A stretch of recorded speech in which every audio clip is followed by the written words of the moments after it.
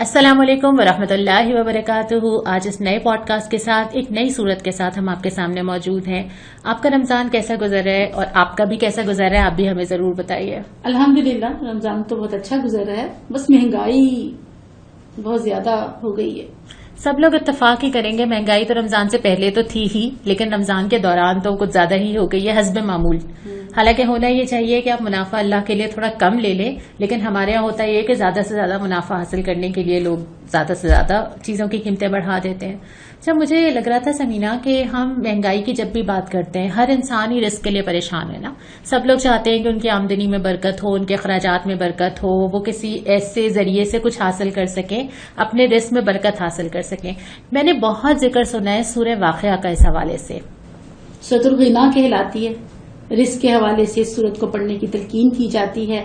اور حضرت عبداللہ بن مسعود سے بھی مروی ہے کہ وہ اپنی حضرت عبداللہ بن مسعود رضی اللہ عنہ سے بھی مروی ہے کہ وہ اپنی بیٹیوں کو اس کو پڑھنے کی تلقین کیا کرتے تھے. جی، اور حضرت عبداللہ بن مسعود رضی اللہ تعالیٰ عنہ کے بارے میں ہے کہ مرض الموت میں جب حضرت عثمان رضی اللہ تعالیٰ عنہ نے ان سے فرمایا کہ میں آپ کی کوئی مدد کروں، تو انہوں نے کہا نہیں، مجھے اس کی ضرورت نہیں ہے، کیونکہ ہم نے یہ سنا ہے کہ جو سورہ واقعہ پڑھتا ہے اس سے ہرگز فاقہ نہیں پہنچے گا. تو میں یہ سوچ رہی تھی اور آج سب کے ساتھ مل کے ہم اس کے اوپر غور کرتے ہیں کہ اس صورت میں ایسی کیا چیز ہے جس کے بارے میں وہ یہ فرماتے ہیں. اچھا، اس کے نزول کے حوالے سے حضرت عمر فاروق رضی اللہ تعالیٰ عنہ کا بھی واقعہ کافی بیان کیا جاتا ہے کہ ان کے قبول اسلام کا واقعہ.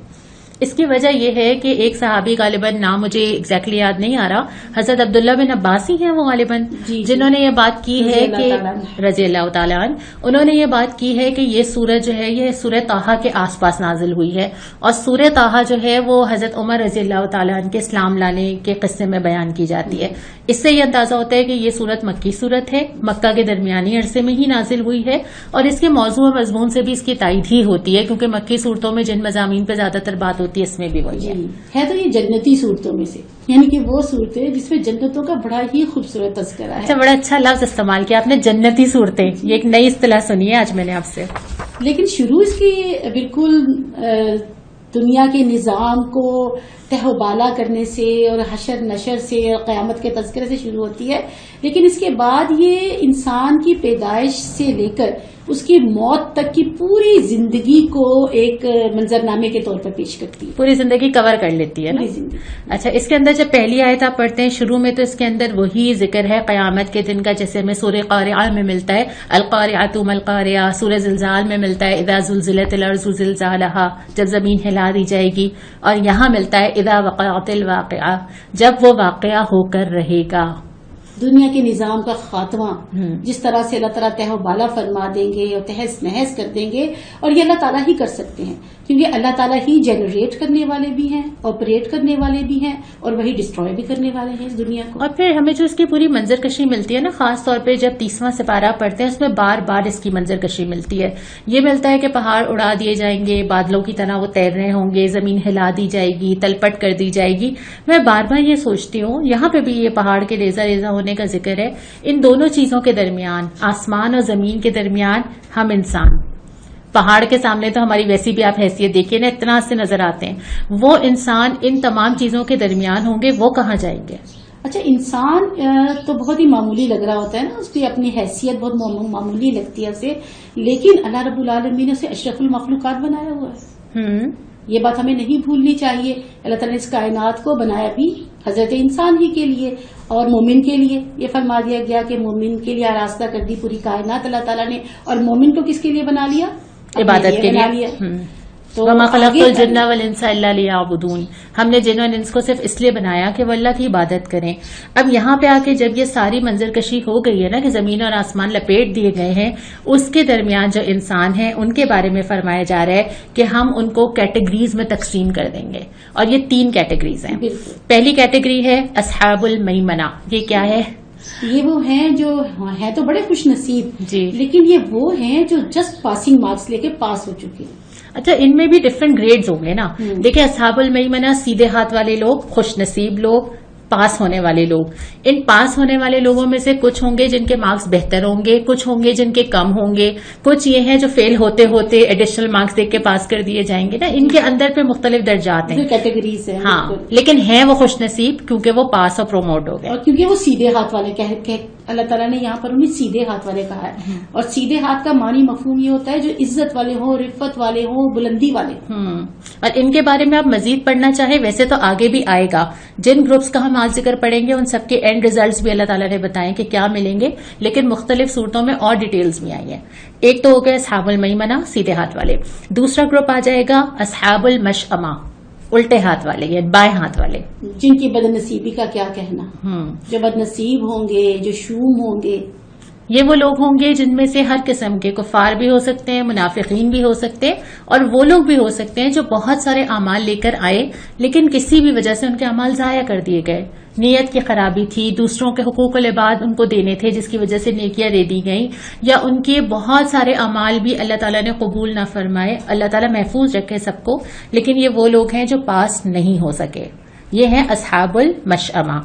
اور اس کے بعد جو تیسرے ہیں جن کے بارے میں بہت پیار سے ذکر کیا ہے, والسابقون السابقون, یہ وہ لوگ ہیں جنہیں سابقون الاولون کہا جاتا ہے, آگے والے, سب سے آگے, ٹاپرز, جو نیکیوں میں سبقت لے جانے والے, جو صدیقین میں سے ہوں گے, جو محسنین میں سے ہوں گے, جو لپک لپک کر نیکیاں کرنے والے ہوں گے, آگے بڑھنے والے ہوں گے. یہاں پہ مقربین کہا ہے نا, یعنی کہ جو اللہ تعالیٰ سے بہت قریب ہوں گے. اب قریب ہونا یہ ہوتا ہے جیسے آپ کے اولاد میں سے بھی کوئی ایک تو ہے جس کو آپ نے کام کہہ دیا اور اس نے کام کر دیا, اور ایک وہ ہے جو آپ کو دیکھ کے آپ کی مرضی سے چلنا چاہتا ہے, جو بڑھ کے کرنے والا ہوتا ہے, جو آپ کو خوش کرنا چاہتا ہے. دونوں میں سے ایک بہت زیادہ قریب ہو جاتا ہے, حالانکہ دونوں آپ کے ساتھ کوئی برا تو نہیں کر رہے ہوتے, لیکن اللہ تعالیٰ کے ساتھ بھی جو بندے کا معاملہ ہے, کچھ لوگ ہوتے ہیں جو فرائض تک رہتے ہیں اور کچھ لوگ ہوتے ہیں جو احسان پہ چلے جاتے ہیں. اب ان کی بہت ساری کوالٹیز پورے قرآن میں ملتی ہے کہ محسنین کون ہوتے ہیں. دوسروں کا حق دینا ہے, زیادہ دے دیا. اپنا کم مل رہا ہے, شکوہ نہیں کیا. کہا گیا زکوٰۃ دو, انفاق, پورے گھر کا سامان, آدھے گھر کا سامان حیثیت سے بڑھ کے لا کے خرچ کر دیا. انہیں ہم صالحین بھی کہتے ہیں, جو خود بھی اپنی ہی اصلاح نہیں کرتے بلکہ آگے بڑھ کر دوسروں کی بھی اصلاح کرنے والے ہوتے ہیں. یعنی ہر کام جو اللہ تعالیٰ نے کرنے کو کہا ہے اس میں آپ منیمم پہ رہیں تو ممکن ہے کہ آپ اصحاب المیمنہ میں شامل ہو جائیں, لیکن اگر مقرب اور سابقون الاولون بننا ہے تو آگے بڑھ کے کرنا ہوگا. سچ کا ساتھ دینے والے ہوں گے, سچ کہنے والے, سچ بولنے والے, اور ان کی زندگی بھی سچ ہی پر مشتمل ہوگی. بالکل. ہم پورا قرآن اٹھائیں اور اپنے ساتھ پین رکھیں. آپ سب جتنا پورے رمضان میں تلاوت کر رہے ہوں گے, ترجمے کے ساتھ بھی قرآن پڑھ رہے ہوں گے, آپ ایک پین اٹھائیں اور ساتھ ساتھ لکھتے چلے جائیں پورے قرآن سے, تو آپ کے پاس ایک پورا کوالٹیز پر مبنی پیپر بن جائے گا کہ یہ لوگ کیسے ہوتے ہیں. اور آمنہ میں پڑھ کے سنانا چاہوں گی یہاں پر تفہیم القرآن میں حاشیہ نمبر 7 میں یہاں پر انہوں نے بیان کیا ہے مولانا مودودی رحمہ اللہ نے, وہ جن کا حال یہ تھا کہ جب ان کے آگے حق پیش کیا گیا انہوں نے قبول کر لیا, جب ان سے حق مانگا گیا انہوں نے ادا کر دیا, اور دوسروں کے معاملے میں ان کا فیصلہ وہی کچھ تھا جو خود اپنی ذات کے معاملے میں تھا. بالکل. اور یہ بہت مشکل کام ہے زندگی میں کرنا, اپنی ذات کو پیچھے کر کے دوسروں کو اپنے اوپر ترجیح دینا, اپنی پسند کو پیچھے کر کے اللہ کے حکم کو ترجیح دینا بہت مشکل کام ہے, بہت قربانیاں مانگتا ہے. تبھی تو یہ پھر یہاں بنتے ہیں کہ اللہ تعالیٰ محبت سے ذکر کرے. پھر درجات بھی تو کتنے ایکسیلنٹ اللہ تعالیٰ نے رکھا ہے نا, کہ اللہ تعالیٰ نے وکٹری سٹینڈ پہ کھڑا کر دیا کہ یہ سکسیسفل لوگ ہیں جو جیت کر آئے ہیں. اور وکٹری سے پہلے جو مشقت, محنت, انویسٹمنٹ چاہیے وہ تو کرنی ہے. اس کے بعد مجھے ایک لائن نا بڑی اس کی دلچسپ لگتی ہے, آپ مجھے تھوڑا سا اس کے بارے میں آپ نے کیا سمجھا بھی بتائیے گا. اگلوں میں سے بہت ہوں گے اور پچھلوں میں سے کم. تو مجھے لگا کہ شاید یہ ان لوگوں کا ذکر ہے کہ پہلے والے زمانے میں تو یہ بہت زیادہ ہوا کرتے تھے, اب کے زمانے میں شاید نہیں ہے, کم ہے. 3 طرح کی رائے ہے مفسرین کی. ایک تو یہ ہے کہ حضرت آدم علیہ السلام کے زمانے کے لوگوں کو لے کر نبی کریم صلی اللہ علیہ وسلم کے دور تک, اور پھر نبی پاک صلی اللہ علیہ وسلم کے دور سے لے کر آخر قیامت تک کے لوگ. اور یہ بھی ہو سکتا ہے کہ تمام انبیاء کے ساتھ جو شروع میں لوگ ہوتے ہیں نا, جو ساتھ دیتے ہیں, وہ جس لیول کی قربانیاں دے چکے اور جس لیول کے کام, جیسے ہم ابھی صحابہ کی جب بات کرتے ہیں ہم تو ویسی قربانیاں نہیں دے رہے ہوتے نا ہم نے وہ زمانہ دیکھا اور جس دور میں انہوں نے فیس کی ساری چیزیں, تو اس دور میں جب بھی کوئی نبی آتا ہے, جیسے حضرت عیسیٰ کے ساتھ حواری تھے, پھر اس سے حضرت موسیٰ کے ساتھ جو لوگ تھے, اور پھر آپ صلی اللہ علیہ وسلم کے ساتھ شروع کے لوگ جو ٹف ٹائم اور حالات دیکھتے ہیں ان کے درجے ظاہر ہے بہت ہی الگ ہیں. بعد میں بھی ہوتے ہیں لیکن کم ہوتے ہیں. اچھا، زیادہ تر مفسرین نے تو یہ رائے قائم کی ہے کہ نبی پاک صلی اللہ علیہ وسلم کے دور کے لوگوں کے پر یہ ہے کہ شروع کے دور کے لوگ زیادہ تھے، وہ سابقون الاولون تھے، اور ان کے بعد کے لوگوں میں سے بھی قلیل کم ہوتے چلے، اور اس کے بعد ان کے اجر اور ان کے ثواب اور ذکر کیا گیا ہے کہ کیا کیا ہے جو اللہ تعالیٰ نے ان کے لیے جنتوں میں تیار کر کے رکھا ہوا ہے. ایک تو یہ کہ آمنے سامنے، جیسے ہم اور آپ بیٹھے ہیں اس وقت، آمنے سامنے تکیے لگائے بیٹھے ہوں گے، کوئی ٹینشن نہیں، کوئی فکر نہیں، کوئی ذمہ داریاں نہیں، انجوائے کر رہے ہوں گے. سونے کے تاروں سے بنے ہوئے تختوں پر. تصور کریں کہ سونا ایک مہنگائی، اور ایک سونا آج کے دور کا دیکھ لیا کتنی مہنگائی ہو چکی ہے. بالکل سونا کہاں پہنچ گیا ہے، لیکن وہاں پر اللہ تعالیٰ فرما رہے ہیں کہ وہ تخت دیے جائیں گے جو سونے کے تاروں سے بنے ہوئے ہوں گے، مرصع ہوں گے، اور وہاں پہ بیٹھے ہوئے ہوں گے. اس کے بعد یہ ہوگا کہ ان کی سرونگ بھی کی جا رہی ہوگی وہاں پر، ہے نا. وہاں پہ ایسے لوگ، کہا جاتا ہے عبدی لڑکے یہاں پہ ذکر ہے، اور اس کی کچھ جگہ تفسیر یہ ہے کہ یہ وہ ہوں گے جو کہ نابالغ بچے جن کا انتقال ہو چکا ہوتا ہے، ان کو اللہ تعالیٰ جنتوں میں اس طرح موجود پائیں گے. یا پھر کوئی بھی اس کی تفسیر آپ سمجھ لیجئے، مختلف مفسرین نے مختلف کی ہے کہ وہاں پر بھی ان کے لیے جو ہے وہ ایسے مشروب پیش کیے جائیں گے جن میں وہ سارے نقصانات نہیں ہوں گے، جیسے نہ سر چکرائے گا، نہ عقل میں فطور آئے گا، بلکہ وہ سارے ڈرنکس ان کے لیے اویلیبل ہوں گے جس میں کوئی نقصان کی چیز نہیں ہوگی. سلسبیل اور آخری سپاروں میں تو اس کی بڑی تفصیلات ہے، اور بڑی خوبصورت اس کی جس مثالیں دی گئی ہیں. آخری سپارے کی صورتوں میں تو بہت ہی حسین، دلکش سا نظارہ کھینچا ہوا ہے اللہ تعالیٰ. بالکل. اور پھر لذیذ پھل ہوں گے کہ جو چاہے لے لے، اور اس کے بارے میں ہمیں سورہ بقرہ میں بھی ملتا ہے کہ وہ یہ کہیں گے کہ اسی طرح کے پھل تو ہمیں دنیا میں بھی دیے جاتے تھے، لیکن یہ ان سے کہیں بہتر ہوں گے ذائقے میں. پھلوں کا ذکر آتا ہے سورہ رحمان میں، بہت تفصیل کے ساتھ ان سارے پھلوں کا ذکر آیا ہے. پرندوں کا ذکر ہے، پرندوں کا ذکر ہے، حوروں کا ذکر ہے، ازواج کا بھی ذکر ہے. ایک جگہ لفظ ازواج و مطہرہ بھی آیا ہے نا پہلے سپارے میں، یعنی بہترین زوج دیے جائیں گے، پاکیزہ زوج دیے جائیں گے. اور اس کے بعد ایک اور نعمت مجھے یہاں پہ جو مینشن کیا بہت اچھی لگتی ہے، وہ دنیا میں آپ شاید ریئلائز نہیں کرتے کہ وہ کتنا بڑا سٹریس ہے.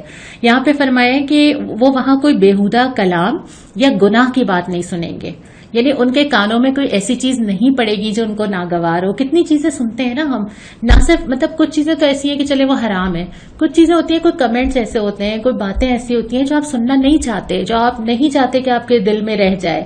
یہاں پہ ایسی کوئی چیز نہیں ہے جو آپ کو بودر کرے گی یا پریشان کرے گی. نبا میں بھی ہے نا، لا یسمعون فیہا لغوا ولا کذابا. بالکل، نہ جھوٹ نہ لغویات، نہ ناپسندیدہ بات. بالکل. اور جو بات بھی ہوگی وہ ٹھیک ٹھیک ہوگی. یعنی یہ بھی اللہ تعالیٰ کا انعام ہے کہ آپ ناپسندیدہ چیز نہ سنیں، اور یہی دنیا کی آزمائش ہے جس سے آپ بچ نہیں سکتے. آپ دنیا میں چاہیں نا کہ ہر چیز ناگوار نہ ہو، یہ نہیں ہو سکتا، کیونکہ وہیں سے تو آپ نے جنت میں جانا ہے اور پھر یہ انعام مل رہا ہے.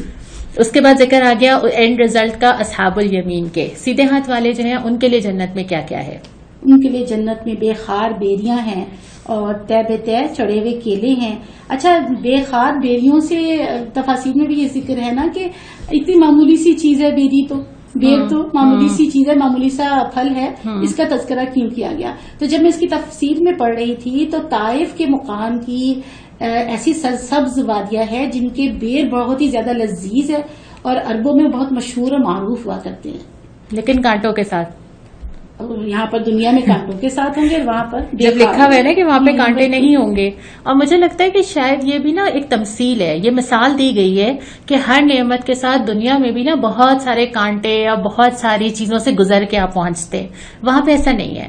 وہاں پہ جو نعمتیں پیورسٹ فارم میں ہے، فوراً حاصل کی جا سکتی ہے، اس کے ساتھ کوئی نیگیٹیوٹی اٹیچ نہیں ہے. اور پھر اس کے بعد یہ ہے کہ جو پھلوں کا ذکر یہاں پر بھی ہے، چھاؤں ہے، پانی ہے، ایک پورا پکنک اسپاٹ کا ایک نقشہ آ جاتا ہے ذہن کے اندر، کوئی ریفریشنگ سی چیز ذہن میں آ جاتی ہے. چھاؤں ہے، پانی بہ رہا ہے، پھل لٹک رہے، اور کبھی نہ ختم ہونے والے، ہمیشہ بلندیوں پر بیٹھے ہوئے ہوں گے. ان کی خوش نصیبی کا بھی کیا کہنا کہ اللہ تعالیٰ ان کو ایسی رفتیں اور ایسی بلندیاں دیں گے کہ واقعی خوش نصیب لوگوں کو ہی حاصل ہو سکتی ہے. بالکل. پھر ازواج کا ذکر ہے یہاں پر، اور پھر آخر میں یہی فرمایا کہ یہ بھی وہ لوگ ہیں جو اگلوں میں بہت ہوں گے لیکن پچھلوں میں سے بھی بہت ہوں گے. اچھا، بیویوں کے حوالے سے، ازواج کے حوالے سے یہاں پر فرمایا گیا خاص طریقے سے اللہ تعالیٰ ان کو نئے سرے سے پیدا کریں گے اور وہ جنت کی مٹی سے پیدا کیے جائیں گے. یہ تفاسیر کے اندر بھی درج ہے. اور اسے پہلے فرمایا گیا کہ وہ ایسی حسین حوریں، جو بالکل حوروں کا ہے نا کہ حورا کا لفظی معنی ہی بہت زیادہ سفید اور بہت زیادہ خوبصورت اور چمکدار ہے. تو اللہ تعالیٰ نے یہاں پر بھی یہ فرما دیا نا کہ ایسے حسین جیسے چھپا کر رکھے ہوئے موتی. اور میں نے یہ بھی پڑھا ہے کہ ان سے زیادہ حسین وہ خواتین ہوں گی جو عبادت کر کے جنت میں پہنچی ہوں گی. یعنی کہ قیمتی چیزیں چھپا کے ہی رکھی جاتی ہیں, حفاظت ہی سے رکھی جاتی ہیں. ٹھیک ہے. اچھا, ذکر جو میں آپ سے کر رہی تھی کہ اگلوں میں بھی بہت ہوں گے اور پچھلوں میں بھی بہت ہوں گے. یہ وہ لوگ ہیں جو مختلف زمانوں میں موجود رہے ہیں. اس زمانے میں بھی کچھ لوگ ایسے تھے اور آج کے زمانے میں بھی جو چاہے وہ اس تک پہنچ سکتا ہے. تھوڑی سی ایفرٹ, تھوڑی سی کوشش اور کچھ ایک دوسرے کو یاد دلا کے اور قرآن سے جڑ کے, یہ سب کچھ ہمارے لیے ہے. پھر اس کے بعد حاصل کرنا کتنا آسان ہے نا. آسان ہے یا مشکل ہے؟ میں یہی تو کہہ رہی ہوں, آسان ہے. اگر سمجھا جائے تو آسان ہے, اور اگر نہ سمجھا جائے اور کرنے کا ارادہ نہ ہو تو بہت ہی مشکل ہے. مجھے لگتا ہے شروع میں مشکل ہے. ایک دفعہ آپ قدم رکھتے ہیں اللہ تعالیٰ کی راہ میں, پھر اللہ آسان کر دیتا ہے. ارادہ کر لیتے ہیں اور اللہ تعالیٰ کا دامن پکڑ لیتے ہیں. اللہ تعالیٰ پر اپنی ساری مسائل اور مشکلات اور رکاوٹیں رب پر چھوڑ دیتے ہیں نا, تو پھر اللہ تعالیٰ خود بخود اس کو آسان بناتے چلے جاتے ہیں. لیکن اگر اس وقت آپ سن رہے ہیں نا, آپ اپنی زندگی کے بارے میں غور کر رہے ہوں گے تو آپ کو مشکل ہی لگ رہا ہوگا, اور ہمیں بھی لگتا ہے. لیکن جب آپ قدم رکھتے ہیں تو پھر آپ حیران رہ جاتے ہیں کہ اللہ تعالیٰ کہاں کہاں سے آسانی پیدا کرتا ہے. میں چاہوں گی کہ ہمیں آپ بتائیں, آپ کو لگتا ہے کہ یہ آسان ہے یا یہ مشکل ہے اس راستے پہ چلنا, اپنے آپ کو اصحاب الیمین میں شامل کر دینا؟ کیا چیز مشکل لگتی ہے؟ کبھی اللہ تعالیٰ نے آپ کے لیے ایسی آسانی کی ہو کہ آپ حیران رہ گئے, ہم سے شیئر کیجیے. اور یہ بھی سوچئے گا کہ جن کو یہ آسان لگتا ہے راستہ, جو یہ کر لیتے ہیں اور آسانی سے کر لیتے ہیں, ایسے آپ کے ارد گرد بہت سارے لوگ ہوں گے, ان کو یہ آسان کیسے لگتا ہے اور کیوں لگتا ہے؟ تھوڑا سا سوچیں ضرور اس بات پر. اور اس کے بعد ذکر ہے ان لوگوں کا جن میں ہم شامل نہیں ہونا چاہتے. اللہ تعالیٰ سے دعا بھی مانگیں کہ اللہ تعالیٰ ان میں شامل نہ کرے. اصحاب الشمال, یہ وہ لوگ ہیں جن کو بائیں بازو والے کہا گیا ہے نا, کہ جو کبھی اپنے اعمال کی وجہ سے اور کبھی دوسری وجوہات کی وجہ سے یہاں موجود ہوں گے. ان کے لیے ذکر ہے کہ ان کے کھولتا ہوا پانی, گرم لو, کالا دھواں جس میں نہ ٹھنڈ ہوگی نہ آرام ہوگا. اور اس سے پہلے یہ لوگ اصرار کرتے تھے گناہ پر. جو خاص یہاں پہ جملہ آیا ہے کہ پہلے خوشحال تھے, ویل سیٹلڈ لوگ تھے دنیا میں, اور ان کو لگتا تھا کہ شاید انہوں نے آگے جا کے کبھی جواب نہیں دینا, اور گناہ کرتے چلے جاتے تھے. اور مجھے اس لفظ کو میں نے خاص طور پہ یہاں پہ مارک کیا, وَكَانُوا يُصِرُّونَ عَلَى الْحِنثِ الْعَظِيمِ. اصرار کرتے ہیں گناہ کے اوپر. گناہ ہو جانا کا ذکر کافی نہیں ہے یہاں پہ, ہو جاتا ہے گناہ, ہم سے بھی ہو جاتا ہے. گناہ کر کے آپ واپس پلٹ جائیں. ہو گیا گناہ, غلطی ہو گئی, چھوٹے بڑے گناہ زندگی میں کتنے ہو جاتے ہیں نا. لیکن جو مومن ہوتا ہے وہ اصرار کرنے والا نہیں ہوتا, اور جب آپ اصرار کرنے والے نہیں ہوتے تو آپ پلٹ پلٹ کے اپنے رب کے پاس جاتے ہیں نا. یہاں پہ جب آپ اس کو معافی کے ذریعے مٹا نہیں لیتے, اپنے دل کے اس کالے نقطے کو نہیں مٹا دیتے, اپنے اعمال نامے سے اس گناہ کو نہیں مٹا دیتے, تو پھر ہوتے ہوتے آپ اس سٹیج پہ پہنچ جاتے ہیں کہ پھر آپ گناہوں کی دلدل میں پھنستے چلے جاتے ہیں. اور بالکل الٹ بتا دیا گیا کہ جو جنتیوں کو حاصل ہونے والی چیزیں ہیں اس سے بالکل اپوزٹ چیزیں, جیسے سورہ نبا میں بھی ہے نا, لا یذوقون فیہا بردن والا شرابا, ان کو کوئی بھی ٹھنڈی چیز یا کوئی مزے کی چیز پینے کو نہیں ملے گی. بالکل. اور پھر یہ ہے کہ ان کا کوٹ یہ ہوتا تھا دنیا میں, جو بار بار کہتے تھے کہ کیا ہمیں دوبارہ کھڑا کیا جائے گا نا. مطلب یہ ضروری نہیں ہے کہ آپ الفاظ سے ہی کہیں, یہ آپ کے مائنڈ میں کہیں موجود ہوتا ہے, اندر کہیں جا کے موجود ہوتا ہے, کہ آپ کو یقین نہیں آ رہا ہوتا کہ اچھا واپس جانا ہے, کیا واقعی واپس جا کے جواب دینا ہے, کہ ہمارے باپ دادا اور جو لوگ پہلے پہنچ گئے انہوں نے بھی واپس کرنا ہے. اور اس کا جواب یہ دیا گیا, اے نبی صلی اللہ علیہ وسلم ان سے کہو یقیناً سب کو جمع کیا جائے گا. اور اس کے بعد پھر ان کا ذکر ہے شجر زقوم, یعنی زقوم کا درخت تمہارے لیے ہوگا, پھر کھولتے ہوئے پانی اونٹ کی طرح تم پیو گے. اللہ تعالیٰ نے عبرت کے لیے چند چیزیں گنوائی ہیں جس سے ہم اللہ تعالیٰ کی دعا مانگیں کہ اللہ تعالیٰ ہمیں محفوظ رکھیں ان سے. اچھا, یہاں پر بیماری کا ذکر ہے جو اونٹوں کو اکثر لگ جاتی ہے. وہ بیماری یہ ہوتی ہے کہ وہ جتنا بھی پانی پی لے نا تو وہ کبھی بھی سیراب نہیں ہوتے. میں آپ کو یہ بتانا چاہ رہی تھی, پچھلے دنوں ہی کاؤنسلنگ سینٹر کے حوالے سے ایک جگہ جانے کا اتفاق ہوا کہ ایک سینٹر ہے جس میں میں انٹرنشپ بھی کر رہی ہوں, سائیکالوجیکل وارڈ ہے, ایک پرائیویٹ ادارہ ہے, فلاحی ادارہ. تو وہاں پر کچھ انہوں نے پیشنٹس کو, کچھ لوگوں کو الگ کمروں میں انہوں نے نا بند کیا ہوا ہے. وہاں پر ایک خاتون ہے, کافی بڑی عمر کی خاتون ہے, جو صرف اور صرف ایک ہی پکار لگاتی جاتی ہے اور ایک ہی آواز لگاتی رہتی ہے کہ مجھے پانی پلا دو. وہ اتنے دردناک انداز میں کوئی ہے جو مجھے پانی پلا دے, یعنی کہ وہ 24 آورس 24/7 वो एक ही बात पुकारती रहती है कि मुझे कोई पानी पिला दो, मुझे कोई पानी पिला दो। और वहां पर मैंने पूछा वहां के लोगों से कि क्या इसकी क्या कहानी है, क्योंकि मुझे बड़ा ही दिल को जाके लगी उसकी वो पुकार, उसकी वो आवाज जो हम वक्त वहां गूंजती रहती है। तो मैं बार बार उनसे पूछती हूँ कि इसका क्या कहानी क्या है, इस बेचारी के ऊपर क्या ऐसी उफ्तार पड़ गई कि इसका ये हाल हो गया कि बार बार पानी मांगती है। वो कहती है इसको बाल्टियां भी पिला दी जाए तो ये इसका नहीं प्यास खत्म नहीं होती है, और वॉशरूम तक हम लॉक करके रखते हैं, वरना ये जा के वॉशरूम में पानी पीती रहती है, और जो भी उसका बेचारी का हाल है। तो लेकिन वो ये बताते हैं कि ये खुद तो नहीं बता सकती ना, ये खुद तो नहीं अपना कोई भी रीजन बता सकती, अपनी लाइफ स्टोरी बता सकती, शेयर कर सकती, तो हमें भी मालूम नहीं है कि ऐसा इसके साथ क्यों है। अल्लाह ताला महफूज रखे सबको।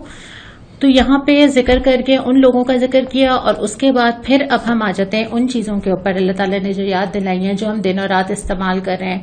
और भी कुरान में कई जगह आएगा तो हम ज्यादा तफसील से इसके ऊपर बात करेंगे। आज हम बस जिक्र कर लेते हैं। पहले जिक्र है इंसान की पैदाइश का, कि ये जो पैदाइश इंसान की होती है इसमें तुम्हारा तो कोई इख्तियार नहीं है, तुम तो नहीं बना रहे ना। फिर उसके बाद ये कि तुम्हारी शक्ल जिसमें हमने तुम्हें पैदा किया, ये भी हमारे इख्तियार में, आज भी कर लिया, दोबारा भी कर लेंगे। और ये पैदाइश यानी जिंदा होना और मरना, ये दो चीजें ऐसी हैं जो आप रोजाना मुशाहिदा करें। जी, और ये जब भी किसी को मुशाहिदा इसका जो भी करीब से अगर करने वाला हो तो यकीन करें ये इतना बड़ा मौजज़ा है कि जब ये, और सदियों से इंसान इसका मुशाहिदा करता चला आ रहा है, और आज भी जब भी कोई करीबी हो इस कैफियत से गुजर रहा हो कि कोई बच्चा दुनिया में आता है, तो उस वक्त इतना ज्यादा अल्लाह ताला की वो हैबत, अल्लाह ताला का वो रोब और जलाल, और अल्लाह ताला की कुदरत इतनी ज्यादा दिल के ऊपर छा जाती है ना कि अल्लाह ताला ये कैसे मुमकिन बना दिया आपने। और फिर रोजाना हम एक ही हॉस्पिटल में आप खड़े हो तो आपको आते और जाते इंसान नजर आते हैं, है ना। किस तरह दुनिया में नई रूहें लाई जाती हैं और किस तरह जो है वो बहुत सारी रूहें दुनिया से उठा ली जाती हैं। ये रोज का तजुर्बा, हर जिंदा मखलूक अपने हिस्से का सफर करके मौत तक जा पहुंचती है। इसका जिक्र करने के बाद अब टॉपिक चेंज हो रहा है, और ये वो टॉपिक है जिसपे हमने शुरू से बात की थी कि फलसफा रिस्क क्या है। जितनी भी सूरतें ना, बहुत सारी सूरतों की ऐसी फजीलतें भी हमारे यहाँ कोट की जाती हैं जिसके बारे में हमें डायरेक्टली कोई अहादीस भी नहीं मिल रही होती, लेकिन मजमून में कुछ ना कुछ ऐसा जरूर होता है। और जब लोग कहते हैं कि हाँ सूरह वाक़िया से रिस्क का क्या ताल्लुक है, तो जब मैंने इसका मुताला किया तो मुझे लगा कि पूरा फलसफा रिस्क इंसान का अकीदा ठीक कर देती है सूरत रिस्क के बारे में। यहां से टॉपिक चेंज हो रहा है। आयत नंबर 64 से जो है वो ये समझाया जा रहा है कि असल में जो रिस्क है वो देने वाली जात सिर्फ और सिर्फ अल्लाह रब्बुल आलमीन की है। इतनी बड़ी बड़ी अल्लाह ताला हकीकतें बताकर, कायनात की हकीकतें, इंसान को अपनी पैदाइश की जानिब मुतवज्जो करिए कि कैसे जर्रे से तुम्हें इतना बड़ा इंसान बना के खड़ा कर दिया। अब अल्लाह ताला सवालिया अंदाज में मालूम करना चाहते हैं, पूछ रहे हैं, और दरअसल अल्लाह ताला सोचने की तरफ दावत दे रहे हैं, अकलों को चैलेंज कर रहे हैं। क्या बताओ, ये जो बीज फेंक रहे हैं तुम लोग फेंकते हो, इन बीजों से खेतियां कौन उगाता है? तुम उगाते हो या अल्लाह उगाता है? सबसे पहली चीज ये कि जो रिस्क तुम्हें दिया जाता है इस दुनिया के अंदर, यानी बेशक असबाब हम पैदा करते हैं, बेशक हम इसके लिए कोशिश करते हैं, हम बहुत सारे लोग जॉब्स करते हैं, तिजारत करते हैं, खवातीन होम बेस्ड बिजनेस करती हैं, और ऑनलाइन बहुत सारे काम हम करते, अपनी तरफ से हम सारे असबाब पूरे करते हैं, लेकिन उन असबाब के बाद जो रिजल्ट मिलना है, जो चीजें हम तक पहुंचनी है, जो निवाला हम तक आना है, जिन चीजों ने नतीजा देना है, वो सारी चीजें अल्लाह रब्बुल आलमीन के हाथ में। ये पहला कॉन्सेप्ट ठीक किया। दूसरी बात यह कि रिस्क का कम या ज्यादा होना पूरे कुरान में हमें मिलता है कि ये कामयाबी की जमानत नहीं है ना। ये तो अल्लाह ताला किसी के दरमियान भी तकसीम कर सकता है। और हजरत इब्राहिम अलैहिस्सलाम ने जब दुआ मांगी थी ना कि मेरी उम्मत को रिस्क दीजिएगा, तो अल्लाह ताला ने कहा था रिस्क तो सबको मिलेगा, है ना। रिस्क की तकसीम तो अल्लाह के हाथ में है, वो कम दे या ज्यादा दे वो मेरा इम्तिहान है। ज्यादा भी इम्तिहान है और कम भी इम्तिहान है। बिल्कुल, अल्लाह ताला लेकर भी आजमा रहे होते हैं और देकर भी आजमा रहे होते हैं। बिल्कुल, लेने जो जिससे ले लिया गया, जिसे कम दे दिया गया, जिसे थोड़ा महरूम रखा गया, उसकी आजमाइश मुख्तलिफ होती है, और जिसको बहुत सारा दे दिया गया उसकी आजमाइश मुख्तलिफ होती है। और आप सल्लल्लाहु अलैहि वसल्लम की वो हदीस है ना कि हर उम्मत की खास आजमाइश होती है, और मेरी उम्मत की जो खास आजमाइश है वो माल है। ये तिरमिजी की हदीस है। फितना माल है, मतलब जो आपको रिस्क दिया भी जा रहा है वो नेमत, हर नेमत ही आजमाइश है जाहिर है, लेकिन ये माल या रिस्क भी जो है वो अल्लाह की तरफ से आजमाइश है कि आप कहाँ इस्तेमाल करें। अल्लाह ताला की जात इतनी परफेक्ट है, वो परफेक्शन जो अल्लाह ताला की जात की है ना, वो अल्लाह ताला की तख्लीक में भी नजर आती है। आप एक छोटा सा फल भी उठाएंगे तो वो कैसे अल्लाह ताला ने उसको कवर किया हुआ है, और कितना सिक्योर किया हुआ है, और कितना हाइजीनिकली अल्लाह ताला ने इसको उगाया भी और हम तक पहुंचाया भी है। बिल्कुल। अच्छा, यहाँ पे इसका जिक्र करने के बाद पहले तो ये फरमाया कि खेतियां ना उगें तो क्या कर लोगे, متبھس بن جائیں، بارش نہ ہو، جل جائیں، کچھ بھی ہو جائے تو تم کیا کر سکتے ہو؟ دیا ہے نا اللہ نے. پھر دوسری بات ہے کہ جو پانی پیتے ہو جس پہ ساری زندگی بیس کرے گی، کس نے برسایا؟ کس نے تمہارے لیے اس کو اویلیبل کیا؟ کھٹا ہو جائے، مزے کا نہ ہو، حلق چھیننے لگے، کیا کر لو گے؟ کچھ نہیں کر سکتے. سسٹم کی طرف نگاہ دوڑائی نا کہ دیکھو کیسے اللہ تعالیٰ پانی کو نیچے سے ابالتے ہیں، پکاتے ہیں، پھر اس کے بخارات اڑتے ہیں، پھر وہ میٹھا پانی جمع ہو کے برستا ہے. ایسا نہیں کہ کھارا پانی جو اس کے بخارات اڑتے ہیں تو وہ کھارا پانی ہی برس رہا ہو. اگر کھارا پانی برسے تو نہ کھیتیاں ہوں گی نہ انسان زندہ. ہم تو صرف یہ سوچتے ہیں کہ اس پانی کا کرنا کیا ہے. پروڈکشن تو ساری آ رہی ہے نا ہمارے ہاتھوں میں، تو وہ کون کر رہا ہے؟ وہ کون پہنچا رہا ہے؟ وہ اللہ تعالیٰ پہنچا رہا ہے. پھر اس کے بعد اللہ تعالیٰ تو دے رہا ہے، پانی بھی دے رہا ہے، رزق بھی دے رہا ہے، لیکن اس کو روک کون رہا ہے؟ بندوں سے. آج کے سسٹم، آج کی حکومتیں، آج کا سارا انفراسٹرکچر کہ بندوں تک پہنچانے سے میں ظاہری بات ہے اگر خوف خدا کے بغیر کوئی بھی کہیں پہ اختیارات حاصل کرے گا تو اس کا نتیجہ یہی ہوگا. اسی لیے ضروری ہے کہ اختیار والے شخص کے پاس خوف خدا بھی ہو. آج پانی کی بھی قلت ہے، آج رزق کی بھی قلت ہے. اس کی وجہ اللہ تعالیٰ کی ذات مبارکہ نہیں ہے، اللہ تعالیٰ تو دے رہے ہیں. ٹھیک. اچھا، اس کے بعد پھر جو اگلی آیت آ جاتی ہے وہ یہ ہے کہ جو آگ تم سلگاتے ہو، ظاہر تم تو یوز کر رہے ہو، لیکن اس کو کس نے پیدا کیا؟ کس نے یہ چیزیں کام کی کہ اگر تم لکڑی کو اس طرح سلگاؤ گے تو آگ ہی نکلے گی؟ اللہ ہی کرتا ہے نا. تو جتنی بھی چیزیں تمہاری لائف کو سیٹل رکھے ہوئے ہیں، تمہاری روزمرہ کی زندگی گزارنے میں مددگار ہیں، یہ ساری چیزیں صرف اس لیے ہیں کہ اللہ نے اس کو ذریعہ بنایا، پہلے بھی بنایا، آئندہ بھی بنائے گا. یہاں سے فلسفہ رزق کی تصحیح کی جاتی ہے اور پھر لوگوں کو متوجہ کیا جاتا ہے کہ یہ ساری چیزیں تو عام فائدے کی ہیں نا، دے رہے ہیں تمہیں، کرو استعمال. اصل میں کیا کرنا تھا؟ اگلی آیت میں، آیت نمبر 74 جب میں نے دیکھا فسبح بسم ربک العظیم، یہ کام کرنا تھا. اور وہ کام یہ تھا اپنے رب عظیم کے نام کی تسبیح کرو. تو تسبیح، سبحان اللہ سبحان اللہ سبحان اللہ، کیا ہے تسبیح؟ سبحان اللہ و بحمدہ سبحان اللہ العظیم سے پڑھ کے ضرور پڑھنا چاہیے، اس کا جواب دینا چاہیے. اور یہ سورۃ کے اختتام پر بھی ہے. اور یہاں تک پہنچ کے اللہ تعالیٰ جو تسبیح پڑھا رہے ہیں اس کا ایک مقصد یہ بھی ہے نا، ایک مطلب یہ بھی ہے کہ اللہ تعالیٰ نے جو اتنی ساری اپنی قدرتیں بیان فرما دی جی، تو پھر انسان کی زبان سے لامحالہ یہ نکلنا چاہیے سبحان اللہ و بحمدہ. اچھا، زبان سے اس لیے نکلنا چاہیے تاکہ اس کے نتیجے میں آپ کے اعمال چینج ہوں. آپ اس بات کو فیل کریں کہ سب سے بڑی ذات اللہ رب العالمین کی پاک بالاتر اختیار رکھنے والی ہے، لہٰذا اس کی دی ہوئی چیزیں استعمال کریں اور اپنے آپ کو اس کے آگے جھکا دیں. اللہ تعالیٰ کی عظمت دلوں کے اوپر طاری ہو جائے. بالکل. اور پھر اختتام کی طرف ہم جاتے ہیں. نجوم کہ اللہ تعالیٰ یہاں پر بھی نا وہ پورا سسٹم، وہ پوری انجینئرنگ جو اللہ تعالیٰ نے کائنات کے اندر کی ہوئی ہے کہ اللہ تعالیٰ نے ستارے جس طرح سے بنائے، نظام شمسی ہے جس طرح سے اس کو چلایا، 1 بلین سیارے جو ہیں وہ نظام شمسی کے اندر موجود ہے. اور ایسی بہت سارے نظام ہیں، بہت ساری گیلیکسیز ہیں. تو ذرا نگاہ دوڑا لو کہ اللہ تعالیٰ یہاں پر قسم کھا کے کہہ رہے ہیں نا کہ تاروں کے مواقع کی قسم کھاتا ہوں. صحیح. اگر تم سمجھو تو یہ بہت بڑی قسم ہے. اور پھر قرآن حکیم قسم کھا کے جو ذکر آ رہا ہے نا وہ ہے لیسن پوری صورت کا کہ یہ ایک بلند پایا قرآن ہے نا. اللہ تعالیٰ نے قرآن دے دیا جس کو ہر ایک چھو نہیں سکتا سوائے اس کے کہ وہ پاک ہو. اور اس کے بعد یہ کہ کیا اس کلام کے ساتھ تم بے اعتنائی کرتے ہو؟ جو مقصد تھا اس کتاب کو نازل کرنے کا، پورے رمضان میں جب آپ قرآن اٹھائیں تو اپنے آپ سے یہ سوال کریں کہ کیا ہم اس قرآن کو اگنور کرتے ہیں؟ اگنور کیسے کرتے ہیں؟ کہیں رکھ کے بھول جاتے ہیں، اس سے پوچھتے نہیں ہیں کیا کرنا چاہیے، یہ کچھ کہتا ہے ہم کچھ اور کر رہے ہوتے ہیں. یہ ساری چیزیں اگنورنس میں آتی ہیں. اس کے بعد اس ٹاپک کو کلوز کرتے ہوئے بالکل آخری آیات میں فرمایا کہ جب اپنے اختیارات دیکھو، جب اللہ تعالیٰ جان لے رہا ہوتا ہے تو تم واپس تو لا نہیں سکتے نا. اور یہی وہ وقت ہوتا ہے جب شروع صورت میں ہم نے پڑھا تھا کیٹیگریز بنا لی جاتی ہیں. جب جان نکال لی جاتی ہے لوگ کیٹیگرائز ہو جاتے ہیں وہیں سے. اور اس کے بعد اللہ تعالیٰ زیادہ قریب ہیں جو تم کو سمجھ نہیں آتا. اور پھر دوبارہ سے ذکر کیا کہ جب جان نکال کے لے جایا جا رہا ہوتا ہے، مقربین میں سے ہوگا تو وہیں سے نعمتیں شروع ہو جائیں گی، اصحاب الیمین میں سے ہوگا سلامتی بھیجی جائے گی، جھٹلانے والوں میں سے ہوگا تو وہیں سے عذاب شروع ہو جائے گا. آخر میں فرمایا ان ھذا لہو الحق الیقین. اور جان نکلنے کی کیفیت پر بھی تھوڑا اگر ہم غور کر لیں آمنہ، تو جو جتنا بھی زیادہ زبردست ہوتا ہے دنیا کے اندر، جتنا بھی زیادہ مالدار ہو، جتنا بھی زیادہ طاقت والا ہو، لیکن جب اپنی جان نکل رہی ہوتی ہے وہ ذرا لوٹا کے اپنی روح دکھا دے. یہ سوال کیا اس کے اندر، یا اپنے پیاروں کی جان نکل رہی ہو، یہ اسی لیے اللہ تعالیٰ نے فرمایا کہ واپس لا سکتے ہو. کیا وہ قادر ہے؟ واقعی اس پر اگر سوچ لینا تو مجھے لگتا ہے ہمارے بہت سارے درست ہو جائیں. پوری صورت یہی کرتی ہے کہ انسان کو یہ بتاتی ہے کہ ہر خیر اللہ کی طرف سے، خود کچھ نہیں کر سکتے تم. خیر اللہ تعالیٰ دے رہا ہے، رزق کا وعدہ اس نے کیا، ساری نعمتیں وہ تم تک لائے گا، تم اللہ کی بندگی کرو. اور آخری آیت پھر وہیں پہ ختم ہوتی ہے فسبح باسم ربک العظیم. یہ وہ آیت ہے کہ جب نبی کریم صلی اللہ علیہ وسلم کے پاس یہ آیت نازل ہوئی تو پھر فرمایا گیا کہ اس آیت کو تم لوگ اپنے رکوع میں رکھ لو.